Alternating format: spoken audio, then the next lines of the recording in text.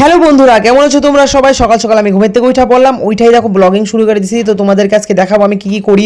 সবার প্রথমে আমি উঠাইলাম বিছনা, তারপরে আমি করতেছি যোগা আমি রোজ করি। যোগা না করলে আমার মাথা একদম পুরো ব্যথা করতে থাকে। যোগা করতেছিলাম, তো এটা উঠো বৈঠক করলাম। তারপরে আমি গরম জল খাইলাম, কারণ গরম জল খাইলে পরে লেট্রিনটা একদম ক্লিয়ার হয়। তারপরে ঠাম্মা বসেছিল চুলার মধ্যে ভাত, কারণ আমাদের সব কিছু গ্যাসে রান্না করা, তরকারি সবজিগুলো, আর চুলার মধ্যে গ্যাসের ক্রাইসিসের জন্য চুলার মধ্যে আমাদের ভাতটা রান্না করা। তো ঠাম্মা যেহেতু এখন বর্তমানে এখানে আছে, তো ঠাম্মা চুলার জালটা দিতেছিল আর মা চাল ঝাড়তেছিল।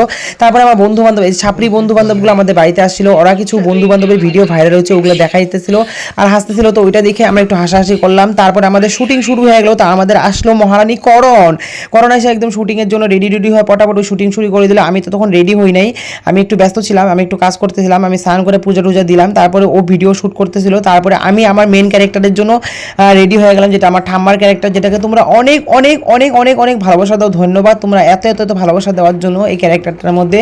তারপরে এই ক্যারেক্টারটা যখন আমি প্লে করি তখন একদম রিয়েলি আমি একদম নিজে মানে ওরকম ক্যারেক্টারের ভিতর ঢুকা জায়গা।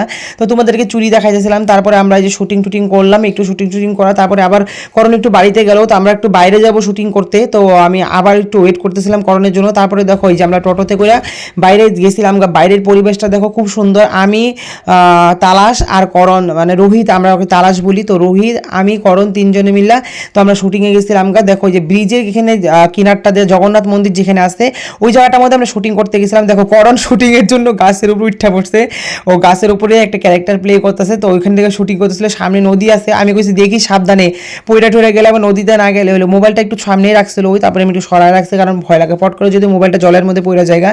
দেখো ওই শুটিংয়ের জন্য পুরো মানে পুরো ক্যারেক্টারের ভিতরে প্লে করতেছিল। তো আমাকে বলতেছে তোমার শিবাদা, তুমি একটু ক্যামেরাটা আমাকে ধরে দাও আর তুমি একটু প্লে করে দাও। তো আমি ক্যামেরাটা ওইখানে উপরে প্রচণ্ড কাটা বিন্দা গেছিলো শরীরের মধ্যে, তাও বলে না শুটিং শুরু করবো। তারপরে আমি ক্যামেরা অন করলাম, শুটিং শুরু হলো। তারপরে এই দেখো পরিবেশটা কি সুন্দর, পিছনে পরিবেশটা দেখো, জায়গাটা খুব সুন্দর, একদম নিরিবিলি জায়গা এখানে শুটিং করার জন্য, একদম বেস্ট অফ দ্য বেস্ট, একদম খুব সুন্দর পরিবেশটা।